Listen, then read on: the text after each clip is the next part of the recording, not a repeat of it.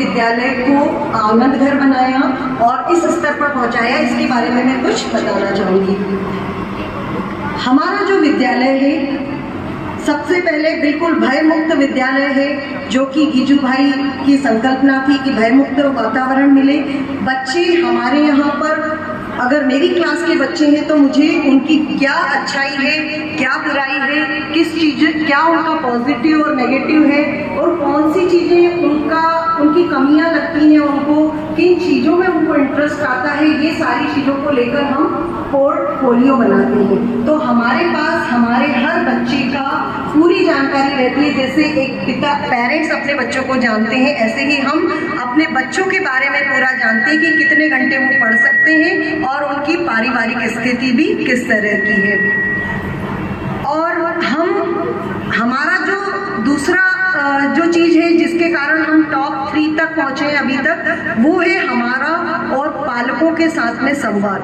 हम पालक से अलग अलग प्रकार से संवाद करते हैं। सिर्फ ये नहीं कि पालक की जो एक औपचारिक होती है पीटीएम, शिक्षक पालक संवाद, और उसी में पालक को बुलाया जाता है। हम जानते हैं कि हर पालक स्कूल नहीं आ पाता, हो सकता है किसी कारणवश वो स्कूल नहीं आ पाए, तो हम कई बार उनसे ऑनलाइन भी मीटिंग कर लेते हैं, कई बार उनकी कॉलोनी में भी जाते हैं। और ऐसा ही नहीं कि हम सिर्फ संवाद करते हैं, हमारे अगर विद्यालय का कोई बच्चा अच्छा काम करता है तो न केवल हम उसको विद्यालय पर पुरस्कृत करते हैं, बल्कि हम उसकी कॉलोनी में जाकर और उनके कॉलोनी वालों को बुलाकर उनके सामने सम्मानित करते हैं।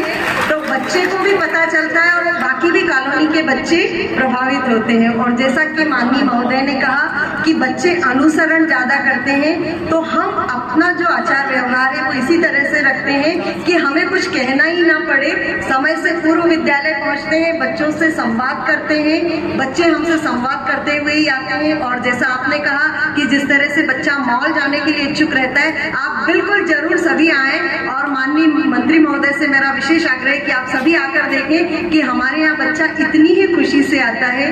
और हम गतिविधि के माध्यम से ही शिक्षण करते हैं। क्लासरूम टीचिंग कई बार बच्चों को एक तरह की बोरिंग लगने लगती है, इसलिए खुले मैदान में भी ले जाते हैं उनको पढ़ाने के लिए, उनसे संवाद करते हैं, आज उनकी फीलिंग क्या है। कई बार हम जाते ही क्लास में पढ़ाना शुरू कर देते हैं। तो जैसे सीएम राइज का कॉन्सेप्ट है मॉर्निंग मीटिंग की, पहले बच्चों से चर्चा करना, तो हम बच्चों से उनका मूड जान लेते हैं। कहीं ऐसा तो नहीं कि हम पढ़ाना शुरू कर रहे हैं और बच्चा अपना किसी और मूड से परेशान होकर आया है और वो हमारे साथ में पढ़ना नहीं शुरू कर रहा है। लग रहा है कि सुन रहा है, लेकिन शायद वो पढ़ने में रुचि नहीं ले पा रहा। तो एक बार उनके मन की सुन लेते हैं, बात कर लेते हैं, फिर आगे बढ़ते हैं, तब पढ़ाना शुरू करते हैं। तो पूरे बच्चे साथ में पढ़ते हैं, बच्चे आपस में पीयर लर्निंग करते हैं। जो अच्छे बच्चे होते हैं उनको भी बताया जाता है कि ये भी आप एक संबंधी हैं, आप एक दूसरे को मदद करें। बच्चे स्वेच्छा से बताते हैं कि मैं इसको हेल्प करूंगा, मैं इसको हेल्प करूंगा।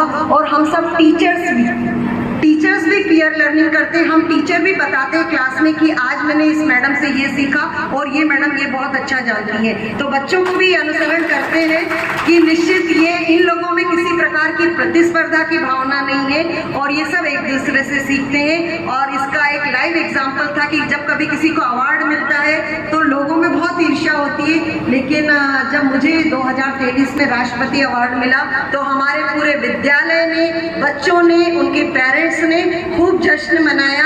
किसी प्रकार की कोई ईर्ष्या नहीं, सभी में गर्व का भाव था। तो माननीय महोदय को मैं इतना ही बताना चाहूंगी।